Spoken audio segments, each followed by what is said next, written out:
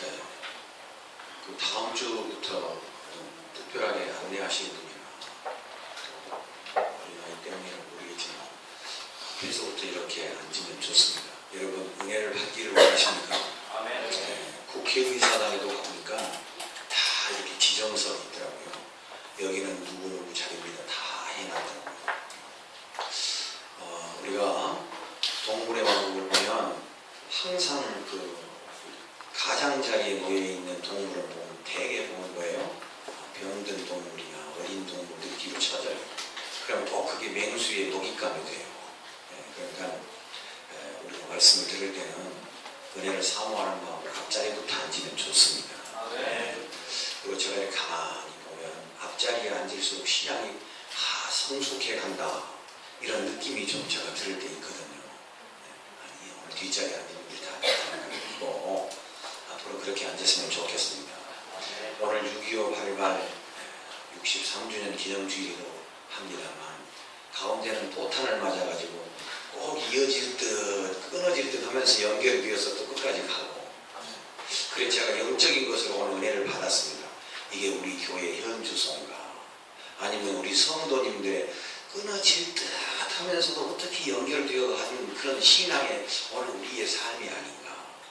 너무 심했나요? 하여튼 그런 생각이 좀 들었습니다. 여러분은 어떻습니까? 네, 아마 같은 생각 가졌으리라 생각합니다. 다음 주부터 괜찮습니다.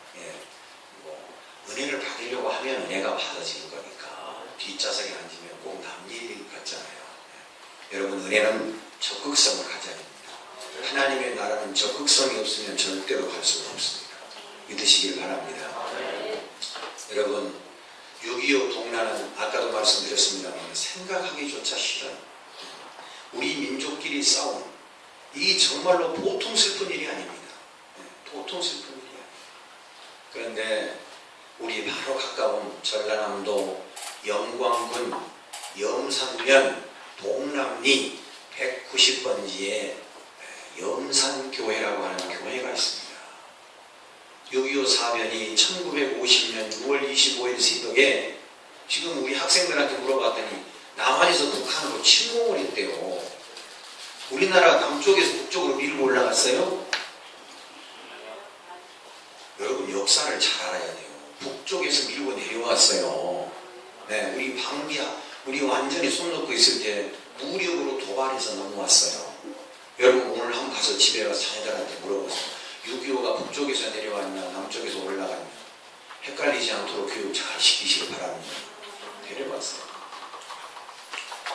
빨치산들 때문에 그랬는지는 모르지만 순식간에 6월 25일 날 새벽에 넘어온 38도선을 넘어서서 온 이 공산군들이 군산을 거치고 김제를 거치고 영광을 거쳐서 7월 달에는 염산면 봉남리에 있는 봉산교회까지 내려온 거예요. 그런데 한 교회에서 77명이나 죽었습니다. 6.25 사건. 그래서 오늘 설교 시간에 그 영상을 좀 잠깐 봤으면 합니다. 집에 오면 걸리는데 설교 말씀을 좀 축약하더라도 우리가 이런 건 생생한 역사니까 우리에게 도전이 되는 신앙의 큰 힘이니까 우리 한번 봤습니다. 뒤에 영상 그 6.25 순교 동영상이라고 해놓은 게 있는데 그 방송실에 사람이 없어요? 안 보이네. 전쟁 갔는가? 문 창문 열어놓고 예배를 드려야 뭐 말 소리 듣지. 네, 영상 틀어줘. 여러분 앞에 불만 좀 꺼주시고 김 집사님의 앞에 소개만 꺼주세요. 소리 키워요.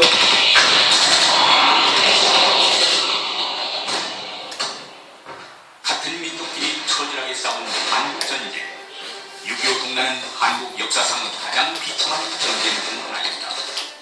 그 피해는 말할 수 없이 가혹한 것이어서 전패 위한 사상자만도 사망 15만, 행방불명 20만, 부상자가 25만에 달했다. 또한 비전투 요원이었던 민간인들의 사상자 수는 이루 헤아릴 수가 없었다. 1950년 6월 25일 새벽 4시 공산군의 전면적인 남침으로 시작되어 영광지방에 공산군이 진입한 때는 전쟁 발발 후 10월 23일이었다. 이날 새벽 1시 공산군 보병 및 전차부대는 김제와 고창 이방을 넘어 대마이까지 쳐들어왔고 아침 6시에는 이미 영광 읍내에 완전 진입하여 군청과 경찰서를 비롯한 많은 관청 건물을 탈취하였다. 특히 1939년 8월 영광군의 서쪽 해안에 세워진 염산교회는 한국 기독교 역사상 가장 큰 피해를 입고 77명의 순교자가 발생합니다. 감동서 되는 사람들, 교회 되는 사람들, 또 감동서 소수자들, 말할 것 없이 다 죽였어요. 그 사람들 가족 한번 살았다가 이 친구가 몇십 대학까지 다 죽였어요.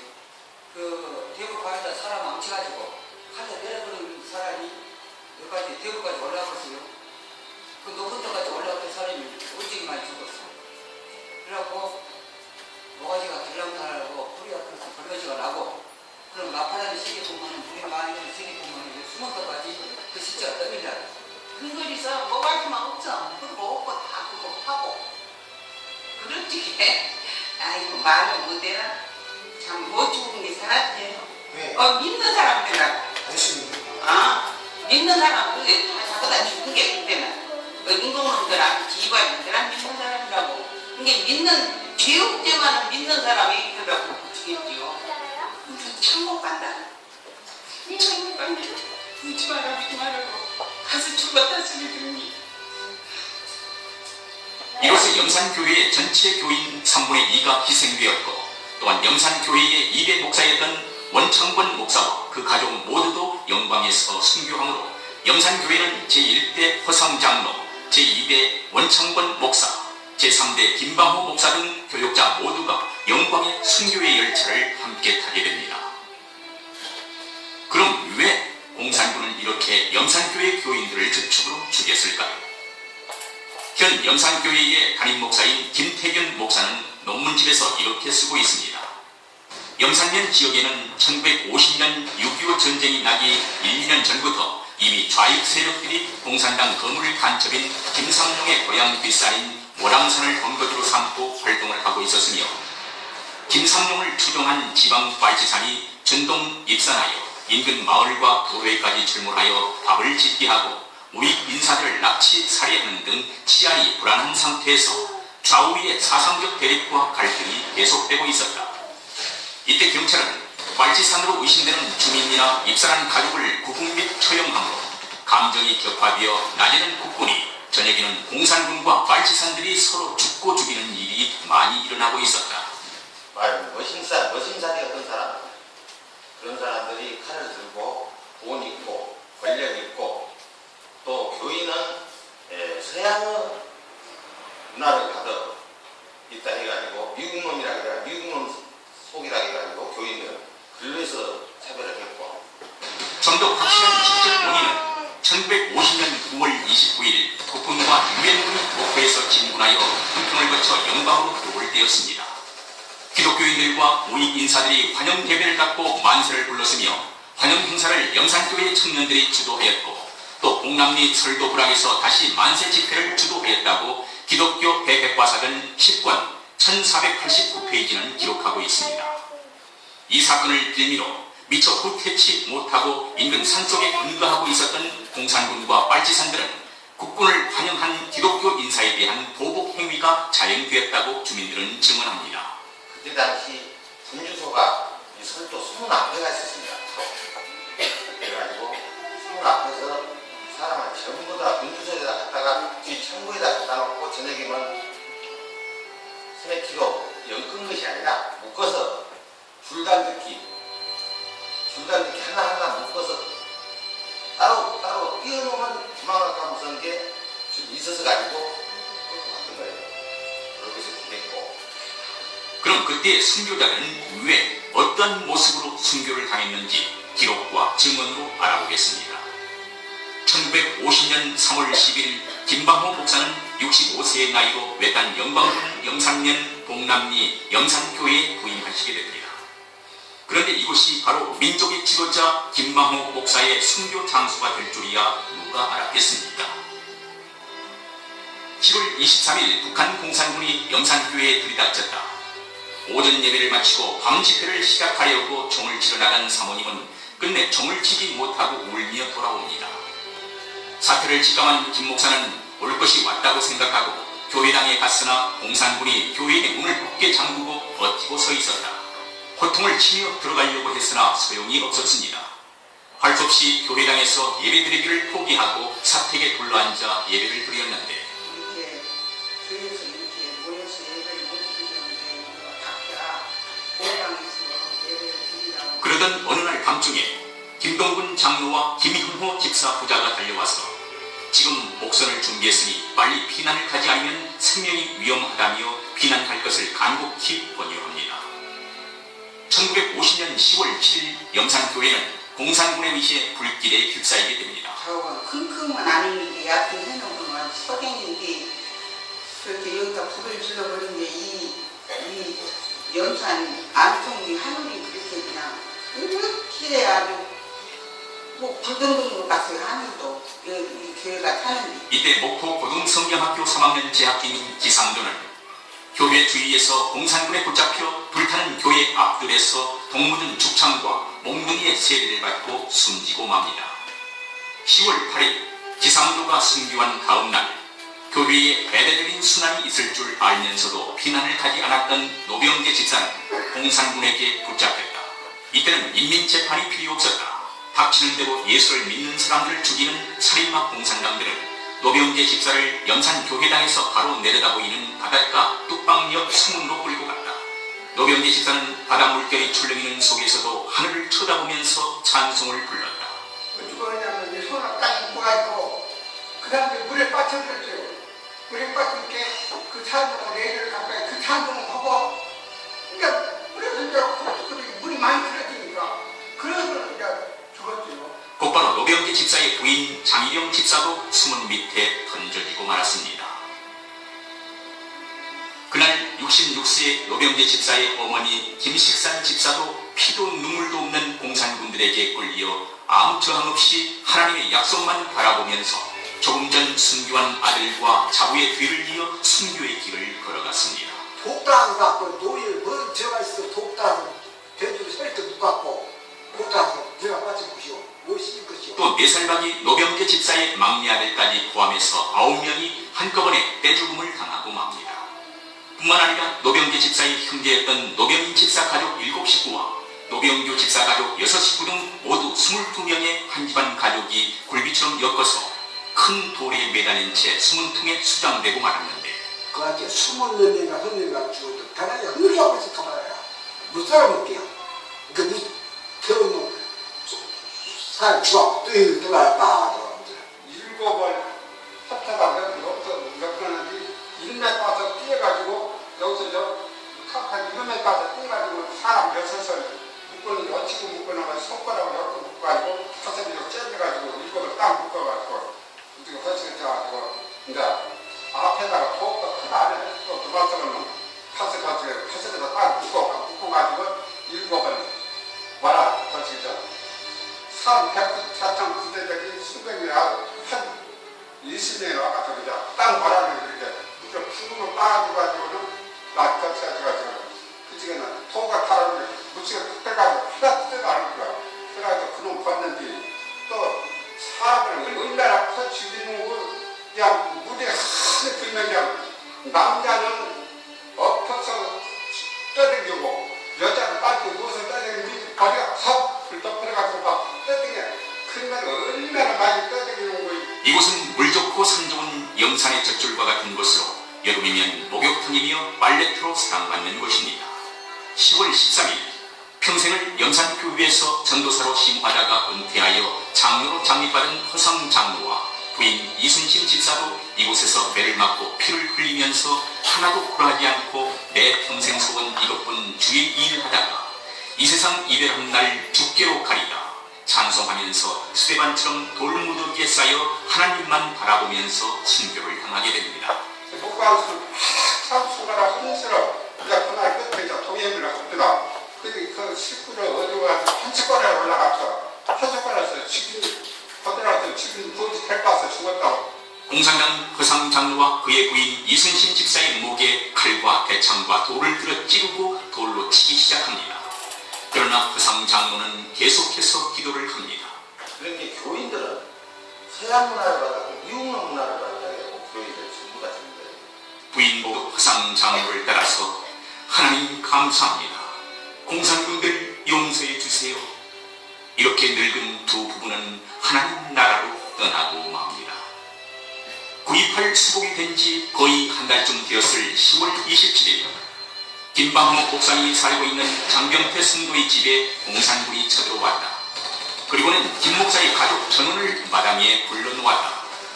김방호 목사, 김하순 사모, 자녀들인 현, 정, 전, 완, 선우, 손녀, 연경 모두를 앞마당에 세워놓고 살기에 가득 찬 목소리로 장작을 휘두르면서 한 공산군은 김 목사의 자녀들에게 이제 너희들은 민족의 반역자인 반동군자 미군 앞잡이 김방호 아버지 동무를 이 장작으로 때려 죽이면 너희들만 살려준다는 야만스러운 명령을 합니다. 지금 아버지는 세상에 창으로 찌르라 하니 어느 자식이 지가 죽게 찌고서 네가 아버지 이 창으로 찔러라. 그러면 내가 너를 너를 살리지 마. 그러나 이 말에 동의할 자녀가 있겠습니까? 그때 삼남 현이는 공산군을 저주하기보다는 마음을 가다듬고 침착하게 하늘을 올려다보고는 말문을 열었다. 주님, 주님, 하나님의 뜻이면 순교의 영광을 주옵소서. 국군에 쫓긴 공산군들은 아버지를 죽일 수 없다는 자녀들 앞에서 아버지인 김 목사를 때리기 시작했다. 이때 김방호 목사는 그 아픔도 잊은 채 기쁨에 찬 얼굴로 찬송을 불렀다. 아버지 김방호 목사가 부르는 찬송을 마당에 둘러서 있는 자녀들도 같이 부르기 시작합니다. 공산군이 내려치는 장작으로 맞으면서 피를 토하고 쓰러진 김 목사는 자녀들에게 외쳤다. 너희들 절대로 이 사람들을 미워하지 말고 무서워하지 말라. 몰라서 그런 거야. 김방호 목사는 마지막까지 얼굴 표정 하나 찡그리지 않고 자녀들이 보는 가운데서 먼저 영광된 순교의 길을 걸어가셨습니다. 다른 가족들의 입에서도 찬송이 끊이지 않았습니다. 공산군들은 찬송을 부른다고 소리를 지르면서 4살 난 손녀 연경이까지 장작으로 때려서 죽이고 맙니다. 이렇게 우리 민족의 지도자인 김방호 목사와 가족 8명은 순교를 하게 됩니다. 순교자. 그들은 주님을 사랑하는데 땅끝까지 가기를 발걸음을 멈추지 않고 목숨까지 자신 전부를 바치기를 머뭇거리지 않았다. 더구나 해방된 땅에서 한 핏줄의 동포로부터 당해야 했던 순환은 이 민족이 일제에게 당하는 고통보다 더한 살을 도려내는 아픔이었다. 오늘 우리는 역사적인 사실에 대한 비판과 평가를 소홀히 할 수 없으며 특히 공산주의와 6.25 전쟁을 잊어서도 안 되며 잊혀져가는 순교자들을 기념하면서 흐트러져가는 믿음을 점검하는 계기가 되어야 하겠습니다. 순교자의 피는 지금도 우리 속에 힘차게 흐르고 있습니다. 이 순교는 우리 모두 함께 부르는 이름이어야 하고 영광이며 노래이어야 합니다. 그리고 더욱 영광스럽도록 믿음의 후예들이 되어 이 길을 따라야 할 것입니다. 저기는 천국 와주시죠. 너무나 참 생생한 그 소리여서 다시는 이런 아픔이 우리에게 있어서는 안 될 것이다 그런 생각을 하게 됩니다.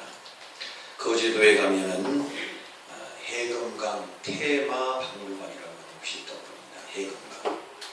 거기에 가면 제목이 흥남에서 거제까지 그런 부제가 붙어 있고 전시회가 열리고 있다고 합니다.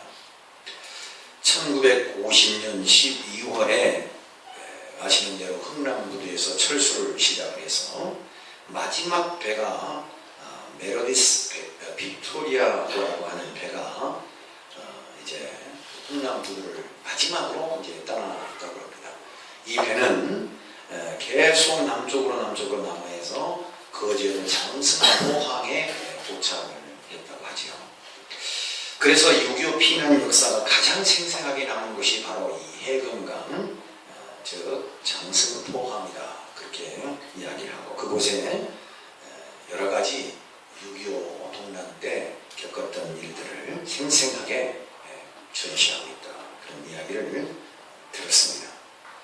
여러분, 우리나라가 어려울 때에 정말로 촛불이 바람 앞에 흔들리며 꺼져가는 그런 그 상황, 불이 소멸이 되어서 캄캄한 암흑과 같은 그런 어찌 보면 우리나라 자체가 존재가 위태로운 그런 시점에 우리가 아는 대로 유엔군에 속해 있는 16개 나라가 우리나라를 찾아와서 우리 대신 우리와 함께 싸웠다고 하는 것은 정말로 감사한 일이고 하나님이 보호하사 우리나라 만세, 마치 애국가에 있는 가사처럼 하나님이 우리나라를 정말로 사랑하셨구나 하는 생각을 하게 됩니다.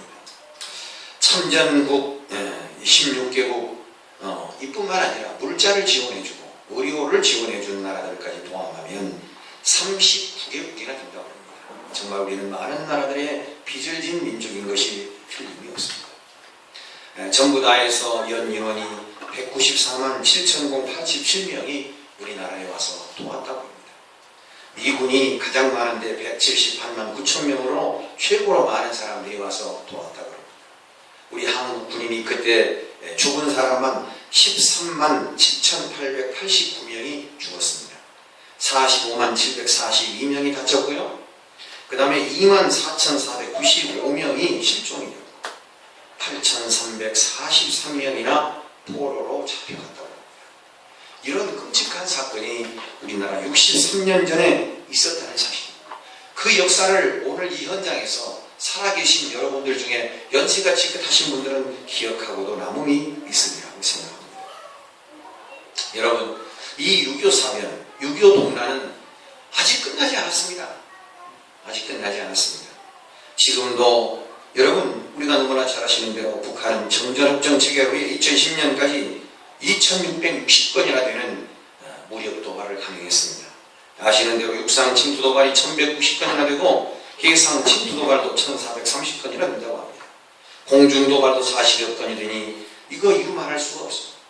2010년도에는 천안함을 폭파시키고 또 2010 몇 년입니까? 그 다음인가요? 연평도에 말로 할 수 없는 무차별한 폭격을 가해서 가옥이 133채나 파괴가 되고 16명이 다치고 2명이 전사하는 이런 끔찍한 일들이 계속 연이어 이어지고 있다는 것은 오늘 우리로 하여금 참으로 안타깝게 하는 그런 내용들이라고 생각합니다. 여러분, 제가 그 사설을 한번 보았는데 그 6.25 한국교회는 사설을 보니까요. 여러분, 우리나라를 도운 국왕국들 16개 나라 중에 미국, 영국, 오스트레일리아, 캐나다, 네덜란드, 뉴질랜드, 프랑스, 터키, 필리핀, 태국 이 나라들은 지금 많이 참전해준 순서입니다. 그런데 놀라운 것은 여러분 9번째 국이 필리핀. 지금 우리나라에 와서 못 살아가지고 우리나라에 와서 정말로 어려운 직업을 위해서 온 이 필리핀 사람들. 우리보다 그때는 훨씬 더 잘 살았습니다. 우리나라를 도우러 온 사람. 여러분, 태국 10번째입니다. 여러분, 예수 믿고 우리나라가 이만큼 잘 산다는 것은 하나님의 축복입니다. 축복이에요, 축복. 저는 이걸 읽을 때마다 얼마나 가슴이 뭉클뭉클한지. 9번째 필리핀에서 7,420명의 군인이 우리나라로 왔습니다. 태국, 방콕 아시죠? 방콕. 이 사람들이 6,326명이 우리나라에 왔습니다.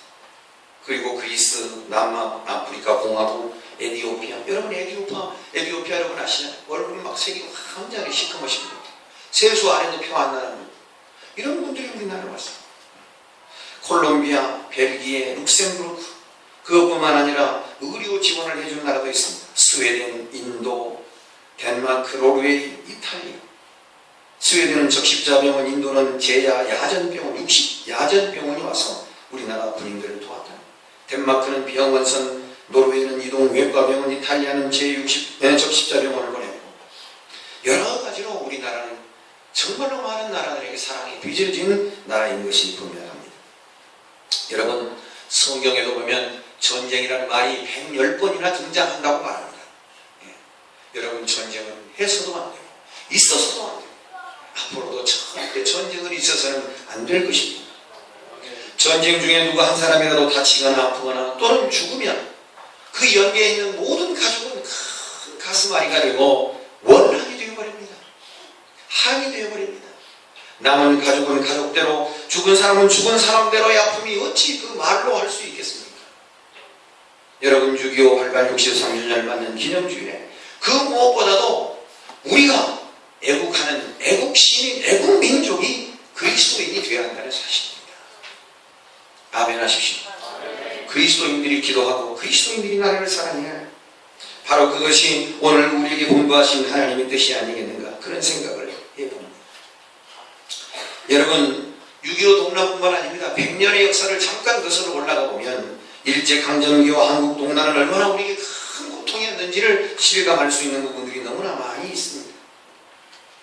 여러분, 성경에도 보면은요, 이 전쟁 가운데 큰 영웅 두 사람이 나옵니다. 물론 전쟁의 영웅하면 다윗을 우리가 생각할 수 있을지 모릅니다만, 사실 다윗은 사울 왕이 다윗을 죽이기 위해서 간접적으로 자꾸 전쟁을 내보냈던 거지요. 그러나 그 보낸 전쟁마다 용장이었습니다. 다윗은 전쟁에 승리를 하고 백전백승을 했던 사람이죠. 다윗과는 좀 동떨어진 전쟁의 영웅이 한 사람이 있는데 바로 그 사람이 누구냐면 엘리야와 엘리사입니다. 여러분, 열왕기하 2장 12절을 보면 엘리야가 구름을 타고 하늘을 올라가는데 엘리사가 이렇게 얘기합니다. 소리를 질러 가로되 내 아버지여, 내 아버지여, 이스라엘의 병거와 그 마병이여, 그렇게 부르셨습니다. 그러니까 엘리야는 한 시대의 전쟁의 영웅이었습니다. 나라를 지키고 나라를 세우는 위대한 영웅이 틀림이 없습니다. 또 하나는 열왕기하 13장 14절을 보니 바로 엘리야의 제자 엘리사에 대한 얘기가 나옵니다. 거기에도 역시 뭐라고 말하냐, 이스라엘 왕 요아스가 그에게로 내려와 자기의 얼굴에 눈물을 흘리며 이르되, 지금 엘리사가 죽을 지경이고 죽을 병에 걸렸습니다. 죽게 생겼습니다. 그랬더니 요아스 왕이 내려와서 뭐라고 하느냐, 내 아버지여, 내 아버지여, 이스라엘의 병거와 마병이여, 그렇게 부르셨습니다. 여기 이스라엘의 마병이여, 병거여, 마병이, 그 말은요, 전쟁의 위대한 영웅이란 말이에요. 전쟁의 위대한 영웅, 나라를 구하는 대단히 위대한 사람이라는 거예요. 그러면 엘리야와 엘리사는 어떻게 이렇게 위대한 사람이었을까? 첫째, 엘리야라는 사람은요, 그 사람은 늘 백성들에게 바르게 살 것을 가르쳤습니다. 하나님께서 우리가 바르게 살면 하나님이 우리를 지켜주신다고 늘 강조했습니다. 신앙, 하나님을 잃어버리지 말고 믿음으로 살고 바른 삶을 살면 하나님이 이 나라를 지켜주신다는 겁니다. 모든 전쟁은 하나님의 주권에 달려있으니 우리가 하나님의 뜻대로만 살면 하나님이 민족을 지켜준다는 것이 엘리야가 가르쳐준 나라 지키는 일이었습니다. 그래서 갈멜산에 올라갑니다. 아합 왕이 헷갈렸습니다. 이세벨이 자꾸 바알을 숭배해야 된다고 하는데 자꾸 엘리야는 하나님을 섬겨야 된다니 결판을 내자 갈멜산에 올라가서 여지없이 살아계신 하나님을 보여줬습니다. 이것이 빌미가 되어서 아합 왕의 부인인 이세벨이 엘리야를 죽이려고 얼마나 모략을 세웁니다. 그러나 굴하지 않고 엘리야는 하나님의 사명을 감당, 하나님의 말씀대로 살아야 이 민족을 하나님이 지켜준다는 원칙에는 변함이 없었습니다. 여러분이 심지어는 여러분 이세벨이라고 하는 여인이 나봇의 포도원이 탐나서 어떻습니까? 나봇의 포도원을 빼앗지 않습니까? 그때도 엘리야는 쫓아내려가서 뭐라고 그럽니까? 비유를 들어가면서 이 나봇의 포도원을 빼앗는 자가 그가 무도한 것을 보여주죠. 아합이 그가 누구냐고 말할 때 당신이요 당신 부인이라고 했습니다. 엘리야는 거침이 없는 사람이었습니다. 나라와 민족 앞에 어떤 것도 용납하지 못할 수 있는 것은 용납하지 않았습니다. 하나님의 말씀과 하나님의 뜻이 아니면 안 된다라고 하는 원칙을 세워서 백성들을 가르쳤습니다. 늘 그래서 엘리야에게는 하나님 앞에 바르게 살아야 됩니다. 하나님 앞에 신앙을 지켜야 합니다. 이것을 잘하면 하나님이 이 나라를 지켜줍니다. 여러분, 오늘 우리는 그러지 않습니까? 오늘 우리는 그러지 않습니다. 우리 가정을, 이 교회를, 이 민족을 어떻게 해야 지킴을 받는다, 보호받는다고 생각합니까? 모든 역사의 주인 되신 하나님의 말씀대로 신앙을 따라 하나님의 말씀을 따라 바르게 하나님 앞에 사는 것이 하나님이 지켜주시는 일이라 우리가 고백해야 하리라고 생각합니다. 엘리야는 이 원칙을 가졌습니다. 또 한 사람 엘리사, 물론 두 사람 다 대예언자이고 대선지자격인 그런 당시의 시대에 예언자적 역할을 한 사람이죠.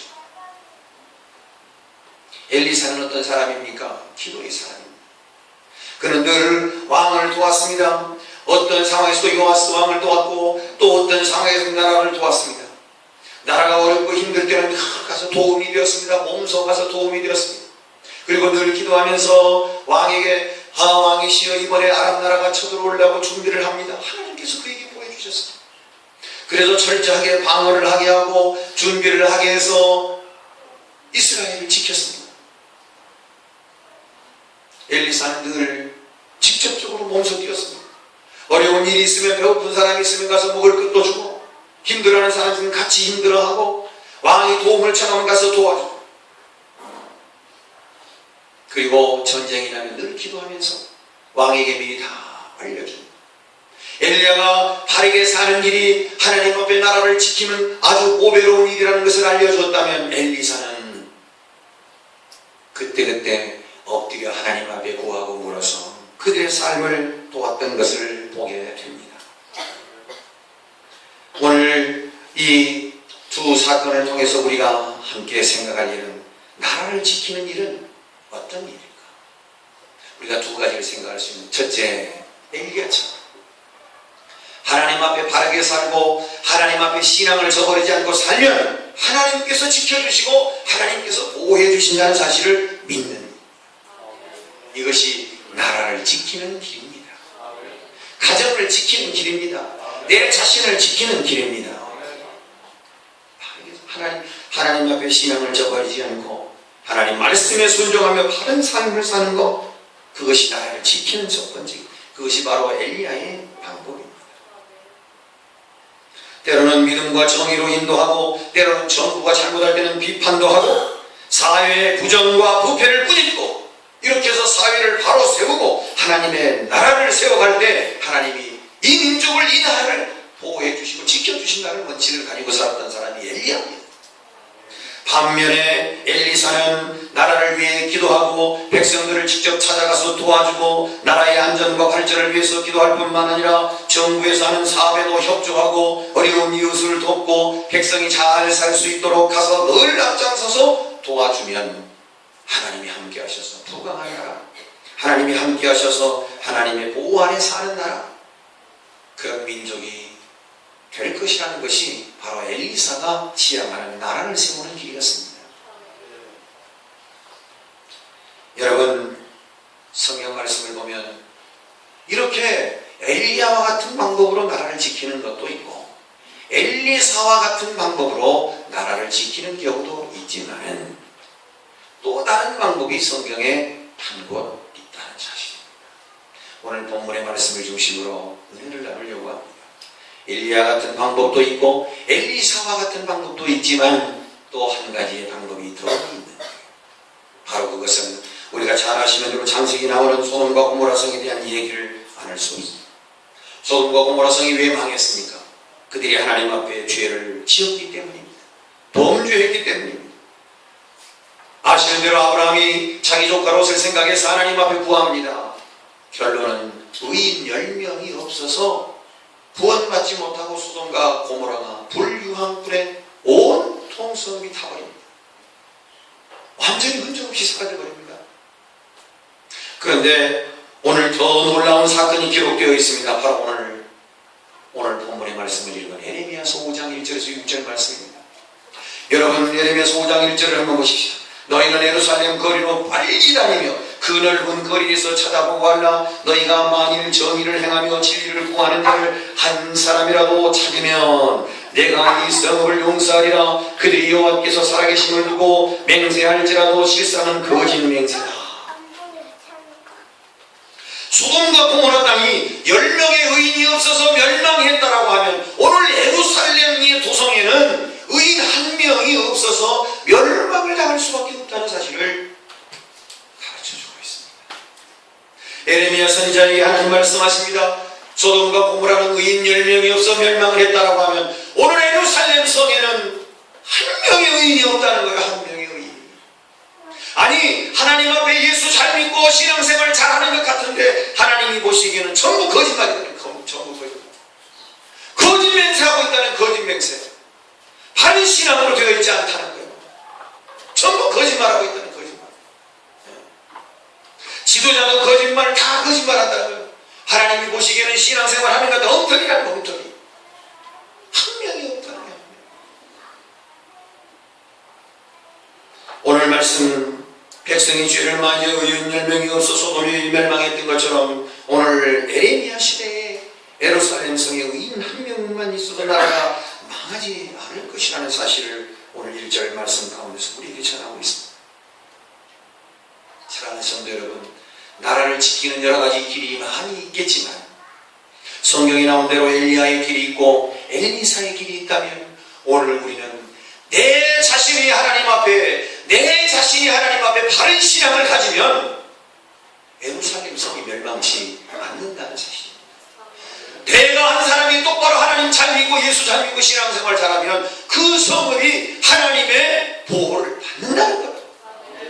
그래서 어떤 면에서 본다면 우리가 엘리야와 같이 엘리사와 같이 나라 지키는 일을 못한다 할지라도 오늘 예루살렘 성을 바라보고 하나님께서 에레미야에게 한 명이라도 있으면 내가 그 성을 절대로 멸망시키지 않겠다라고 하는 말씀처럼 오늘 우리 자신 한 명이 하나님 앞에 바른 신앙 진짜 믿음 신앙생활을 하면 하나님이 지켜주신다. 그래서 우리가 나라를 지키는 길 세 번째 길은 내 자신이 하나님과의 바른 신앙을 맺어가는 길만큼 중요한 것이 없다. 오늘 길게 6절까지 말씀을 공독하고 읽었습니다마는 여러분 예루살렘 성을 빨리 돌아다니며 찾으라. 예루살렘 성을 아무리 돌아다니지만 아니 이것을 우리 현실로 맞춰보겠습니다. 우리 교회 와서 예수님이 아무리 찾아보지만 한 명이 제대로 된 사람이 신앙을 가진 사람이 없다라고 하면 이 얼마나 슬픈 일입니까? 우리 군산 우리나라 아니 우리 가정을 봅시다. 우리 가정 내가 하나님과의 바른 관계를 맺으면 내 가정이 보호를 받는다니까요. 예루살렘 성에 한 명 하나님의 백성이 제대로 된 백성이 있으면 내가 그 성 멸망치 않게 하겠다고 에레미야에게 하신 말씀입니다. 사랑하는 성도 여러분, 6.25를 맞이해서 신앙인은 애국인입니다. 다니엘이 그랬고 에레미야가 그랬고 다 그랬습니다. 에레미야는 나라를 위해서 얼마나 눈물을 흘렸는지 에레미야 선지자를 눈물의 선지자라고 말하지 않습니까? 나라를 사랑하고 누구보다 나라를 위하여 살아갈 사람들이 그리스도인들입니다. 6.25 생각하고 싶지 않지만 만약에 또 어려운 일이 안 닥치면 누가 몰량하겠습니까? 우리 말에 유비무환이라는 말이 있습니다. 미리 준비하는 것이 얼마나 지혜롭고 현명한 일이냐. 사랑하는 성도 여러분, 오늘 하나님께서 저와 여러분에게 가슴 속에 울려지는 하나님의 메시지는 예루살렘 성을 빨리 돌아다녀. 그리고 제대로 신앙생활하는 사람 한 명이라도 내가 찾아내면 내가 그 성 멸하지 않겠다. 안타까운 것은 다 나는 신앙생활 잘하고 예수 잘 믿는다고 하는데 오늘 말씀 보니까 다 뭐예요? 거짓이다. 2절 시작.